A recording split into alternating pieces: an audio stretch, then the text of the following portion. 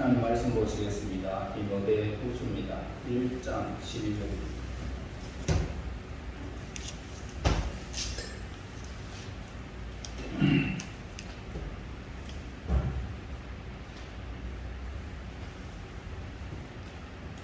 이로 말미암아 내가 또 이 고난을 받되 부끄러워하지 아니하면 내가 믿는 자를 내가 알고 또한 내가 의탁한 것을 그날까지 그가 능히 지키실 줄을 확신합니다. 아멘. 사도 바울은 당시 알려진 그런 유명 세기에 여러 지역에 많은 교회들을 세웠습니다. 바울은 위대한 사역을 시작했지만 네로 시대의 그 감옥에 갇혀서 위태로운 지경에 있었고 또 디모데가 예감하고 있었던 것처럼 언제라도 죽음을 모면하기는 어려웠던 그런 시기였습니다. 바울은 결국 내가 전하는 것, 복음 때문에 감옥에 갇혔다는 것은 나는 지금 인식하고 있다. 그럼에도 불구하고 나는 감옥에 있지만 부끄럽지 않다. 라고 지금 본문에서 말하고 있는 것입니다. 자기 위치가 부끄러운 자리가 아니라는 것을 의도하는 그런 메시지입니다. 그는 전혀 어려움이 없을 뿐 아니라 불행해 보이거나 근심하지도 않는 모습을 본문에서 보여주고 있습니다. 사도 바울은 내가 복음을 부끄러워하지 아니한다. 그렇게 말을 하고 있습니다. 예수 믿는다는 이 사실 자체 때문에 내 삶이 지금 갇혔다 할지라도 나는 부끄럽지 않다 이 말입니다. 그가 실제로 의도하는 것은 나는 복음을 기뻐하고 있다. 그것을 매우 자랑스럽게 여긴다라고 그렇게라고 말하는 것입니다. 사도 바울은 나는 대단히 행복한 상태에 있다. 왜냐하면 나의 의뢰한 자, 의탁한 자, 나는 그분을 나는 알고 있다. 또한 나의 의탁한 것을 그날까지 그분이 능히 지키실 줄 나는 확신하고 있기 때문이다 라고 말하고 있습니다. 여러분, 특정한 기질이나 철학이 아니라 인식할 수 있고 정의 내릴 수 있으며 복종해야만 할 그 계시로서의 이 복음만이 그렇게 담대히 고백할 수가 있는 것입니다. 오늘날 이 복음의 기본적인 진리에서 떠났기 때문에 문제에 휩싸이게 되는 전도자들이 오늘 우리 주변에 너무너무 많습니다. 그들은 그 사실을 깨달지 못하고 있습니다. 다시 말해서 이 복음의 진수를 깨달지 못하고 있다 이 말입니다. 그들에게 필요한 것은 본문에서 바울의 가르침, 이 가르침이 있다면 굶어도 괜찮고 어려움을 당해도 괜찮고 수많은 역경에 내 삶이 부딪혀도 괜찮다라고 고백할 수 있게 될 것입니다. 다시 말해서 오늘 저와 여러분들에게 이 사상, 바울이 지금 고백하고 있는 이 고백이 여러분들에게도 필요하단 말입니다. 사람들은 특수한 문제에 관심을 가지고 의문을 그렇게 제기하고 있습니다. 기독교가 이 문제에 대하여 뭐라고 말하고 있는가라고 하는 그런 질문을 던지고 있습니다. 하지만 성경의 답변은 그런 질문은 치명적이다라고 말하고 있습니다. 예를 들어보겠습니다. 환자는 항상 징후에 관심을 가지고 있습니다. 그들이 바라는 것이 뭐냐? 통증에서 빨리 벗어나고 싶다는 겁니다. 그 외에는 환자에게는 관심이 전혀 없습니다. 안 아프면 괜찮다라고 생각합니다. 이것은 환자의 의학적 지식이 없기 때문에 그렇습니다. 진정한 중요한 것은 뭐냐? 징후가 아니라 병 자체인 것입니다. 징후란 전문의가 병에 대한 진단을 내리는 데 도움을 줄 수 있는 흥미로운 사실을 병의 종류에 대해서 제공하는 것들입니다. 그래서 사람들은 어떤 징후가 나타나면 병에 걸렸음을 깨닫기 시작합니다. 그러면 의사는 징후를 살펴보고 무엇을 해야 될지 알아서 적절한 조치를 취해보면서 병명을 이제 하나하나 알아냅니다. 그래서 의사는 병의 징후만 다루어서는 결코 안 된다. 아픈 그 자체가 어디에 아프다고 해서 그 징후만 그렇게 치료해서는 안 된다는 겁니다. 만약에 그렇게 한다면 경우에 따라서는 그로 인하여 환자의 생명을 빼앗아갈 수 있기 때문입니다. 의사는 환자에게 몰핀을 주사할 수 있습니다. 아픔을 싹 가시게 할 수 있단 말입니다.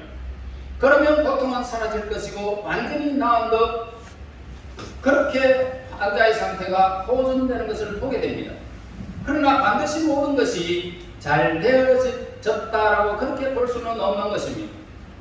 그 병이 암이라면 암세포는 여전히 자라나고 있다는 것입니다.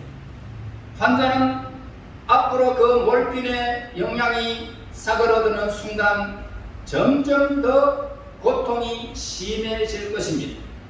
그러면서 호소합니다. 아파 죽겠어요. 또 놔주세요.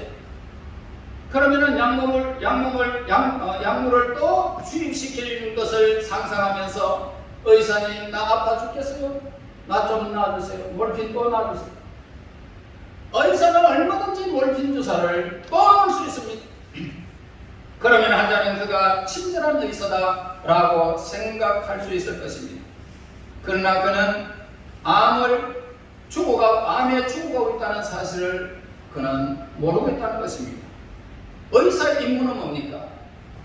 주사하는 데 있지 않습니다. 무엇보다도 병의 원인을 찾는 것입니다. 즉 징후를 낳게 된 것이 무엇인지 밝히는 데 있단 말입니다. 그럴 때 그는 병을 다룰 수 있는 위치에 있게 되기 때문입니다. 여러분, 기독교는 사실상 그와 똑같은 것입니다. 사람들이 이 점을 납득하기라는 것은 참 어렵습니다. 사람들은 특별한 문제를 가지고 찾아와서는 이렇게 말합니다. 이런 일은 어떻게 된 것입니까? 저런 일은 어떻게 돼야 됩니까? 어째서 내게 이런 일이 생겼습니까? 라고 말을 합니다. 제가 그들에게 적극적으로 대답할 수 있다면 영적인 의사로서 그릇된 자실 것입니다. 그는 저에게 찾아와서 당신은 그리스도인이자 교회 목사입니다. 저는 당신께 도움을 얻고자 합니다. 라고 말할 수 있습니다. 하지만 저는 그런 말들을 근거로 도움을 주지를 못할 것입니다. 이렇게 하세요, 저렇게 하세요. 저는 절대로 사업가가 아닙니다. 여러분들의 눈물을 한순간에 닦아줄 수 있는 그런 사람이 결코 아닙니다. 병이 있다면 의사에게 찾아가야 될 것이고 저에게 찾아오면 안 됩니다. 그래서 내가 알아봐야 할 첫 번째 사실은 상담에 오는 사람이 성도인지 그 여부를 아는 것이 중요한 것입니다. 만약 성도라면 그를 대하면서 도움을 줄 수 있는 방도는 적시로 제가 생각할 수 있습니다. 만약 성도라면 그를 대하면서 도움을 줄 수 있는 방도를 생각할 수 있지만, 그러나 그리스도인이 아니라면 그가 그리스도인이 될 때까지 결코 도움을 줄 수가 없는 것입니다. 상담에 오는 사람이 인생의 죽음과 영혼에 관해서 이 복음이 제공하는 관점을 받아들이지 못한다면 저는 그 특수한 문제에 대한 해답을 줄 수가 없는 것입니다. 무엇이 세상을 잘못되게 하는가 하는 이 문제 해답을 구하기에 앞서서 세상이란 무엇인가 하는 이 문제에 우리가 부딪히게 된다는 것입니다. 세상은 어디서부터 시작되어졌습니까? 세상은 장차 어떻게 될 것입니까? 여러분, 인간과 그의 처세의 비행의 그 문제를 해결하려면 먼저 인간이란 무엇인가 하는, 이 세상에서 무슨 일을 하고 있습니까? 라고 인생이 무엇입니까? 이런 현대의 비극적인 전체적인 비극과 현대인의 전반적인 혼란은 사람들이 너무 조급해하고 있다는 사실에 발생한 것으로 보이는 것입니다. 그러나 모든 것을 중지하고 곰곰이 우리가 한번 생각해 보아야 합니다. 그리고 이 복음은 사람들을 초록하게 만드는 그 모든 것을 초월하여 세상 가운데 있는 것입니다. 그러므로 감옥에 갇혀 죽음을 맞대고도 그럼에도 불구하고 나는 부끄럽지 않다. 내가 의탁한 그분 예수를 나는 알고 있기 때문이다 라고 말할 수 있는 이 동기를 이해하려면 먼저 인생이 무엇인가 하는 커다란 질문을 던져야 하는 것입니다. 자, 이 세상이란 무엇입니까? 인간이라는 것은 도대체 뭐냐는 것입니까? 이 모든 것을 무엇과 관련된 것입니까? 전체적인 것이 관련된 사실에 대해서 선곡을 해야 특수한 사실의 의미를 이해할 수가 있는 것입니다. 자, 인생관에는 어떤 것이 있습니까? 결국 분석해 보면 두 가지 관점으로 우리가 압축할 수가 있습니다. 즉 비성경적 관점과 성경적인 관점 두 가지입니다. 그러면은 세상과 인생이 분리됩니다. 인간과 죽음이라고 하는 그리고 그놈에 존재하는 것 등은 모든 것에 대한 굵직한 문제들이 오늘 성경에서 살펴볼 수가 있습니다. 자, 비성경적인 관점은 순전히 생각일 뿐이죠. 사람이 말합니다. 그리고 생각을 합니다. 주장합니다. 이론을 하고 있습니다. 이론적인 것을 생각하고 있습니다. 세상은 실제로 우연히 지나지 않는다라고 사람들은 말하고 있습니다. 우연하다. 그러니까 세상에 우리가 그냥 사는 것이 그렇다라고 생각합니다. 그래서 비성경적인 관점에 따르면 세상의 문자 그대로 우연일 뿐이고 순전히 우연의 일치의 소선일 것이다. 단순하게 넘어가는 것입니다. 이들에게는 만물의 기원이 되는 그 자체가 존재했다라는 이 이야기를 들을 때는 그 출처가 너무너무 궁금해집니다. 그래서 사람들은 그런 의문점을 알지 못하고 설명하지도 못합니다. 그래서 인생이 뭔지도 몰라요. 그저 살다가 죽으면 끝이지 이렇게 생각하고 내가 좋은 일만 하면 좋은 데 갈 것이고 나쁜 일 하면 나쁜 데 가겠지 이렇게만 생각한단 말입니다. 그래서 궁극적인 기원에 관한 이 합당한 해석이 비성경적인 관점에는 찾아볼 수가 없는 거죠. 인생의 문제를 해결할 수가 없습니다. 그뿐만 아니라 비성경적인 주장들은 현재 나타나고 있는 이 사실과 그리고 현상을 설명하는데 전혀 우리에게 도움을 줄 수가 없습니다. 여러분, 자연 질서를 한번 돌아봅시다. 자연의 법칙 보면 사계절을 비롯한 그 놀라운 규칙성을 우리가 생각해 볼 수 있습니다. 꽃이 피어납니다. 그리고 동물이 있습니다.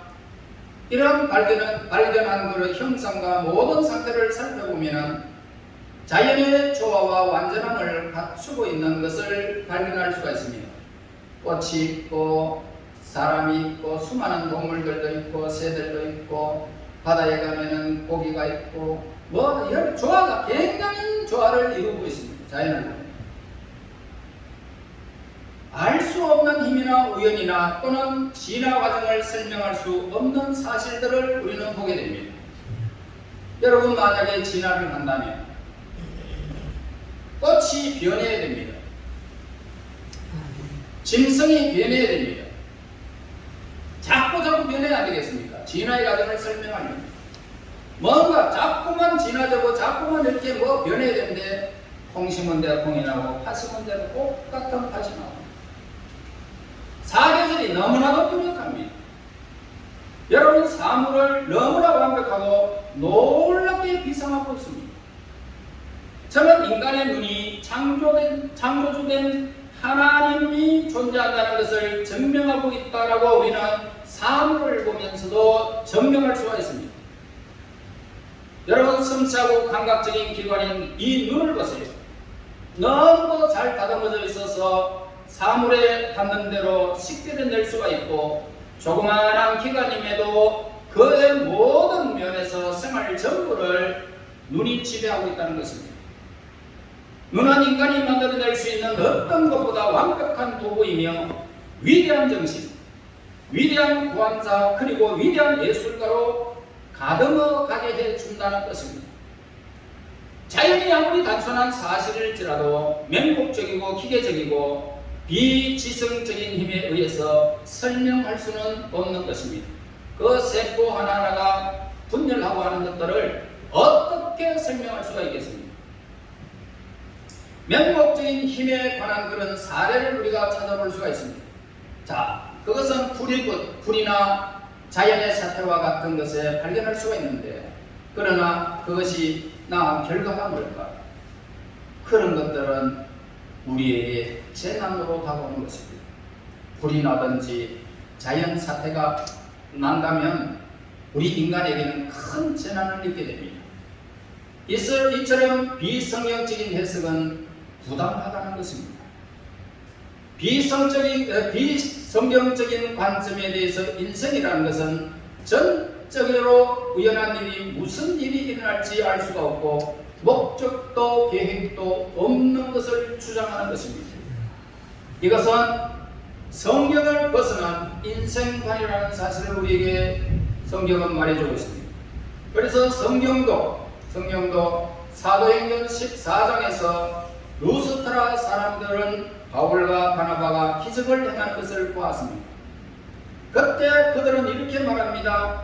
무리가 바울이 한 일을 보고 루가오니아 반응으로 소리질러 이르되 신들이 사람의 형상으로 우리 가운데 내려오셨다 하여 바나바는 제우스라 하고 바울은 그 중에 말하는 자이므로 헤르메스라 하더라 하였더라. 자, 루스트라 사람들은요 바울과 바나바에게 경배하려고 했다는 것입니다. 그것이 하나님 없는 세상의 모습이 모든 것은 우연이고 운명과 행운이라는 사실을 자연의 사람, 비성경적인 사람은 생각하는 것입니다. 그들에게 목적이 있습니까? 희망이 있습니까? 결코 있을 수 없는 것입니다. 그러면 인간은 무엇을 근거로 살아가고 있느냐? 무슨 근거로 살아가고 있느냐? 인간은 자연을 근거로 살아가고 있습니다. 자연에서 행복감에 적게 됩니다. 인생의 불 앞에서 두 손을 따뜻하게 이렇게 데우는 것은 매우 즐거운 일입니다. 행복해하고 있습니다. 따뜻해. 서선한 날에 화롯불에 있어서 그 앞에 앉아서 손을 데우게 된다면 누구나 흐뭇해하고 있습니다. 그러나 불은 꺼져갑니다. 그리고 사그러져 드는 것을 막을 수 없다면 이제 무엇을 해야 되겠습니까? 예술가도 자연도 꺼져가는 것을 막지 못하는 것입니다. 불이 사그러들고 있는 것처럼 인생은 늙어가고 자꾸만 주름이 생기고 그리고 종말이 다가온다는 것입니다. 이걸 무슨 수로 막습니까? 인생에는 무엇이 있습니까? 안달복달할 만한 가치가 있는 것일까? 이런 냉소적인 자세를 인생은 전혀 무가치하다는 것입니다. 저절로 그렇게 되겠지라고 생각한다면 끝은 어떻습니까? 비참한다. 사람은 아무런 해답도 구하지 못한 채 종말을 맞이하고 말게 되는 것입니다. 인생을 바라보는 보편적인 관점이 있습니다.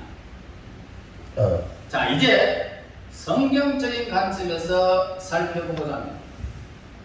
이것은 인생뿐 아니라 죽음과 근엄에 존재하는 것과 관련지어서 인간을 바라보는 그런 철학적인 것이고 어떠한 일이 일어난다 할지라도 인간으로 하여금 기꺼이 만족할 수 있게 하는 놀라운 비밀이 있습니다. 그러므로 인간은 예수님 안에서 예수님 안으로 도피하지 않으면 찬송하고 기뻐하며 즐거워하고 정복자를 능가하고 어느 누구도 상상치 못하는 길에서 미래를 내다보는 것입니다. 예수님 안에만 있다면 성경책은 영혼의 안내자입니다. 인생의 교과서입니다. 인간의 문제에 실제로 해답을 주는 책이 바로 성경책입니다. 우선 성경의 시작이 어떻게 이루어지는지 우리 한번 살펴보겠습니다. 평안을 느끼지 못하는가? 이렇게 우리에게 질문하고 있습니다. 치료를 받고자 하는가? 외로워서 친구가 필요한가? 행복이나 기쁨을 원하고 있는가? 성경에서 나를 따라 오라라고 합니다. 이러면서 성경이 시작합니다. 성경은 대초에 하나님이 라고 시작하고 있습니다. 대초에 하나님이 근거를 우리에게 제시하고 있습니다. 대초에 하나님. 성경은 결코 인간에게 출발하지 않습니다. 언제나 하나님으로부터 시작한단 말입니다. 현대 세계의 모든 문제는 뭡니까? 인간으로 시작해서 인간으로 끝을 맺고 있다는 것입니다. 현대 세계의 모든 문제가 뭘까요? 인간으로 시작해서 인간으로 끝을 맺는 것이 문제라는 겁니다. 그러나 성경의 가르침은 보세요. 그 근본은 세상이 활동을 중지하고 하나님으로 다시 시작해야 비로소 희망이 있다. 세상으로 시작하지 마라, 사람으로 시작하지 마라, 하나님으로부터 시작해라. 그러면 문제가 있다는 것, 희망이 있다는 것입니다. 여러분, 하나님부터 시작하지 않는다면 인간과 세상의 문제는 여전히 남아있게 되는 것입니다. 성경은 대초에 하나님이 천지를 창조하십니다. 성경은 하나님의 존재와 실제에 대하여 논쟁하지 않습니다. 다만 선포할 따름입니다. 성경은 하나님의 그 존재와 실제를 주장하고 있습니다. 결과는 반드시 원인이 있기 마련입니다. 그 원인도 말하자면 또 원인의 결과가 또 있다는 것입니다. 이런 식으로 계속 추적하다 보면 원인 없는 원인에 이르게 될 것입니다. 그것이 바로 하나님이라는 것입니다. 여러분들은 어떤 지식을 동원해도 하나님이 어떤 분인지 여러분들은 모릅니다. 궁극적인 성경의 증거는 하나님 자신의 계시라는 것입니다. 하나님은 자신과 관련된 사실들을 말씀하셨고 역사 안에서 그것들이 진실됨을 증명해 오셨습니다. 성경이 취하는 입장이라는 것은 바로 그런 것들입니다. 실제적으로 하나님의 손길, 하나님이 하신 일들을 증명하고 있다는 것입니다. 그래서 사람들은 나는 성경이 인류와 왕과 출생과 결혼 그리고 죽음과 전쟁 등을 다룬다라고 생각한다라고 말합니다. 그 말은 전적으로 옳은 말이 맞습니다. 하지만 그 배경을 설명할 수가 없습니다. 그 배경은 뭡니까? 하나님이 존재한다 이 말입니다. 인류와 전쟁과 죽음과 여러 가지들이 진행해 오는 모든 과정 속에서 하나님이 존재하십니다. 성경의 성경의 기자들은 이렇게 말하고 있습니다. 하나님이 이렇게 말씀하셨다 라고. 그리고 성경 기자들은 하나님이 그들에게 들려주신 그것들을 그대로 저와 여러분 인생에게 알려준 것입니다. 성경의 근본적인 입장이 뭡니까? 성부, 성자, 성령 안에 한 분 하나님이 계시다는 것입니다. 그는 우리에게 자신에 관한 것을 말씀하셨습니다. 하나님은 영원하시고 영원에서 영원까지 이르는 존재이시며 영광스럽다, 절대적이고 완전하다는 것을 우리에게 가르쳐주는 것입니다. 너무나 영광스럽고 완전하여 인간이 그 사실을 인식할 수 없다는 것을 우리에게 알려주는 것입니다. 인간의 지식과 언어로는 하나님이 어떤 분인지 여러분 도저히 천국이 어떤 것인지 지옥이 어떤 것인지 도저히 인간의 언어로서는 말할 수가 없을 정도로 신비한 하나님이십니다. 그리고 표현하기는 너무나도 신성한 것이며 형용할 수 없는 것입니다. 하나님은 거룩하십니다. 공의로우십니다. 너무나 정당하십니다. 하나님은 전능하신 분이십니다. 그분은 지혜로우시며 모든 것을 통찰하고 계시는 분이십니다. 그분은 사랑하십니다. 자비가 풍성하십니다. 긍휼이 풍성하십니다. 하나님은 그 사실을 사람들에게 늘 가르쳐 주셨습니다. 나는 이러한 하나님, 나는 너의 하나님, 야고보 하나님, 아브라함의 하나님, 이삭의 하나님, 야곱의 하나님, 바로 너희들의 하나님이다 라고 그렇게 말씀하셨습니다.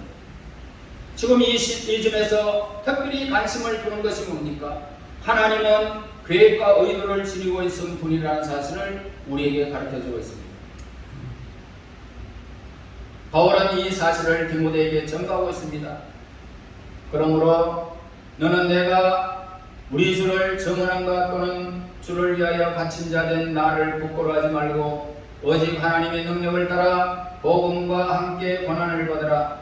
하나님이 우리를 구원하사 거룩하신 소명으로 부르심은 우리의 행위로 하심이 아니요 오직 자기의 뜻과 영원 전부터 그리스도 예수 안에서 우리에게 주신 은혜대로 하심이라 라고 오늘 본문 8절 9절에서 말하고 있습니다.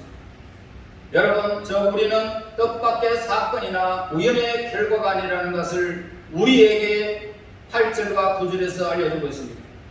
그것은 영원 전부터 삼위일체 하나님의 의도와 계획의 결과로서 존재된 것이라는 말입니다.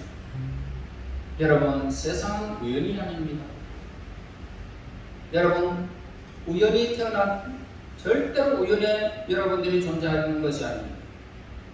하나님이 만드시기로 결정한 사실이 저와 여러분들입니다. 세상의 모든 권원들입니다. 대주의 하나님이 천지를 창조하십니다. 세상의 기원은 하나님께 있습니다. 하나님이 대주의 모든 것을 만드셨고 역사하셨으며 그리고 그 안에 완전한 세계와 인간을 지으신 것입니다. 그는 보이지 않는 인격적 존재인 천사를 만드셨습니다. 하나님은 하늘과 땅, 동물, 그리고 인간 등등을 모든 것을 창조하셨습니다. 창조물은 모두 좋았다라고 완전체를 우리에게 가르쳐주고 있습니다. 하나님 보시기에 좋았더라. 인간은 우주의 모든 기운과 더불어 시작되어졌습니다. 어떤 사람은 말합니다. 그러나 지금의 세상은 완전하지 않습니다. 나는 이 세상에서 다툼이 있는 것 보고 시기, 전쟁, 고통, 술 취함, 불신앙 이런 것들을 봅니다. 나는 이 세상이 혼돈하다라고 그렇게 생각합니다. 그런데 당신은 하나님이 세상을 완전하게 만드셨다라고 말합니까? 그렇게 말할 근거는 없지 않습니까? 라고 그렇게 반문하는 사람들도 있습니다. 그러나 하나님이 완전하게 지으시고 절대적인 자유의지를 허락한 천사들 중에도 일부가 타락하여 하나님을 반역하였다고 성경은 이야기를 하고 있습니다. 천사들도 타락합니다. 그들은 타락하여 전 우주에 지금 영향을 미치고 있습니다. 그것이 바로 사탄입니다. 인간을 타락시키며 지금도 우리를 유혹하고 있습니다. 세상은 사탄의 존재와 인간의 타락 때문에 어지러워졌습니다. 그렇다면 세상에는 희망이 전혀 없느냐라고 질문합니다. 그러나 성경에는 희망이 있다라고 말하고 있습니다. 삼위일체 하나님은 여전히 이 세상에 관심을 갖고 계시고 사람이 우매한 가운데 실족하여 사탄의 음성을 귀를 기울이고 그의 놀이개가 되었지만은 하나님이 세상을 포기하지 않는다는 사실에 우리에게 가르쳐주고 있습니다. 성경의 주장은 뭡니까? 하나님이 지금도 세상을 다스리고 있다는 것입니다.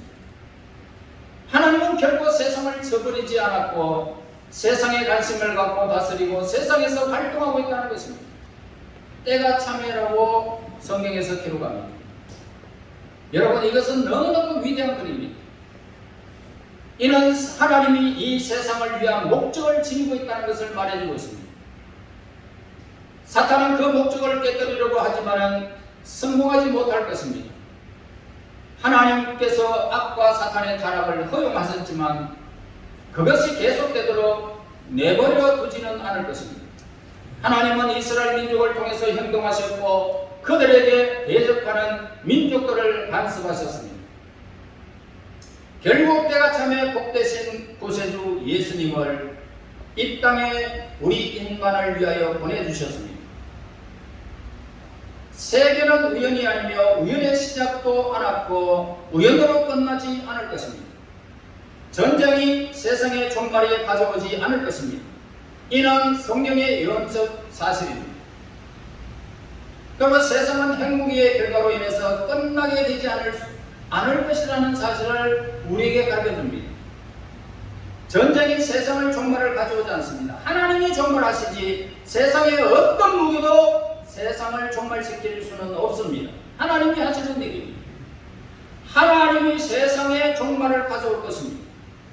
본문에서 나의 의탁한 자를 내가 알고 또한 나의 의탁한 것을 그날까지 저가 하나님이 능히 지켜주실 것이다 확신하고 있습니다. 그날이 어떤 날입니까? 인생의 죽음의 날입니다. 다시 말해서 하나님을 만나는 날입니다. 종말입니다. 그분은 완전하시고 영광스럽게 마칠 것입니다.